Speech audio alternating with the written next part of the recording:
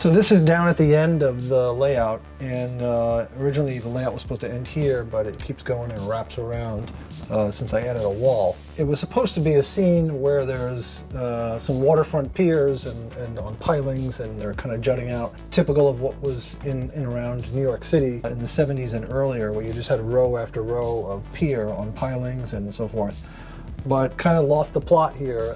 It's a bit of a cluster fudge. So I'm not happy with it, and I need to rip this whole section out pretty much and start over. I'm not sure where went wrong, but I think I was just trying to cram too much stuff in here, which is typical of what I do on the layout. Fortunately, I had my friends Mark and Lauren here the other day visiting the shop, and Mark is good at a keep it simple philosophy and kind of reins things back to really see, what I should be doing with situations like this. So it was good to have them here to kind of look at it and give me a different perspective. So what I think I'm going to do is, I don't know if you could see from here, when you approach the layout, there's this big pier as I have it now, and it's just kind of in your face, and it gives you no access to another 2 feet behind the layout, which is not great. The layout might as well end here because I can't reach it, I can't see it. Visually, it's just kind of, it's almost like a shelf layout's worth of interest. So I need to turn this here and then get another pier or 2 or 3 in a row to get the look I'm looking for. And I'm not unhappy about having to do it over. I mean, part of what I like working on layout, it's all the planning and scheming and plotting. I like playing Robert Moses. I like making maps and connecting the roads and the track and making everything work. So the planning part is kind of fun, so it's okay. I am going to lose some track that I have to rip up and some turnouts. Hopefully I can save them, but it'll be worth it if what I'm thinking works. And what I'm thinking is, like I said, I've got these piers here. I marked up another one on the second one here. So they'll be in a row, and then there'll be water in between the two. This will be on pilings and more water, and now you can get into the layout. Your eyes can be led into the back of the layout, and it's not so abrupt of an ending in the front. So let me show you from above what I'm talking about so you can kind of see the picture. So from here you can see where I had this other large pier building mocked up. It's very simple and linear, and it probably would have been okay, but I'm sacrificing all this scenery and landscape behind it. So I will take this, put it at an angle as sharp as I can, and then add this second pier here. I tried to cram in 3, but of course my friend Mark convinced me otherwise. 2 will be a lot more realistic and natural, so I have to get a track to come into this pier, which means cutting this, either putting a turnout or just switching this around a little bit and adding this track here. So I'll save that turnout way back over there.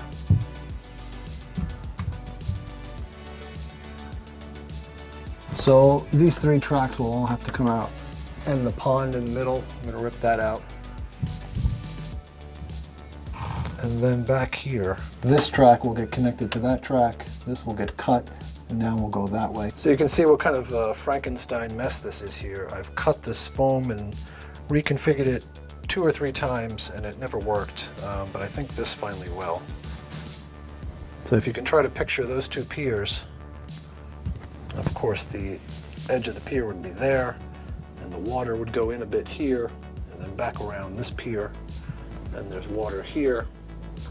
It just invites you into the space a little bit better than that confrontational long mass of the pier that way.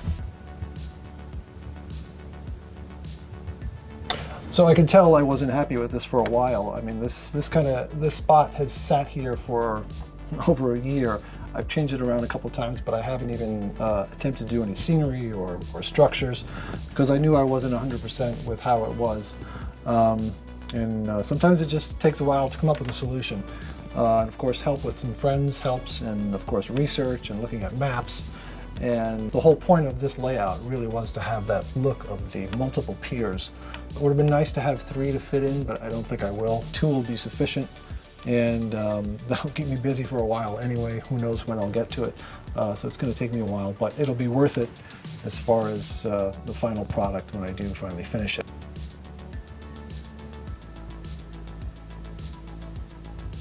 So I stuck in our Wiley waterproofing kit here. It had been next to Wachters down the other end in the more street scenes section of the layout. It just seems to fit better here. It didn't fit over there, and I did want to include it in the layout. So I cut out the foam and dropped it in and glued it in place, and I'm working on blending the scenery around this section. It is served by a track that's in the yard, but I think I'm just going to have them share the track. I'm not going to get caught up in whether that is a prototypical thing or not. Over here, I've got this street scene I'm working on that I might have shown you in a couple other videos, and I'm going to cut this section out of the plywood, drop this in so we can get some vehicles down here and do a little road and an alleyway there. So that's what I'm going to work on next.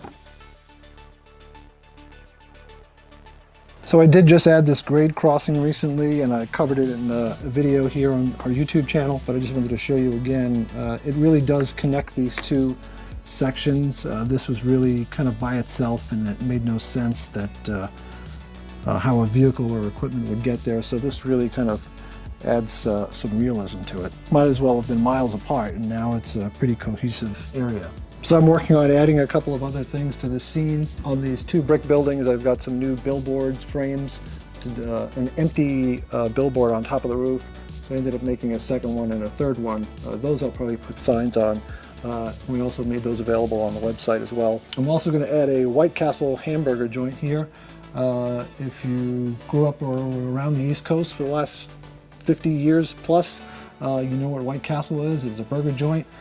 They make very good burgers, and you can get them by the bag, which means you're going to eat 5 or 10 small mini sliders that are drenched in grease and onions. They're fantastic. We're going to make one of those out of a Walther's White Tower kit. It's not entirely accurate, but it is castle-like. I added these little pieces around the parapet of the building to make it more castle-like or more White Castle-like. Of course, I'll have some White Castle signage around it and so forth, and we'll dirty this up. I'm also going to add a subway entrance here. There'll be a typical New York City subway entrance, and you'll be able to see it through this hole in the fascia board, which could be kind of fun. We'll do some graffiti on the tile, on the walls down below. And I also extended this part of the layout about 2.5 inches. Took some more land back, and I'm going to add, this is one of our kit of the months. This is the May kit of the month. It's a newsstand, and I'm going to continue the sidewalk and blend all this in. Probably put a small 2-story structure here. And then over here, I'm extending the street. So I was able to grab some more layout space in this weird little corner here. Extended the layout about 18 inches this way, and it will create a street that goes way back there to there, and it's almost about 3.5 feet, which is great. So this whole section will be facades of buildings for an entire block, which is kind of what I really want to create, especially when I'm trying to create this dense urban New York City look. And eventually I would like to do a elevated subway track here also for the whole length of the street.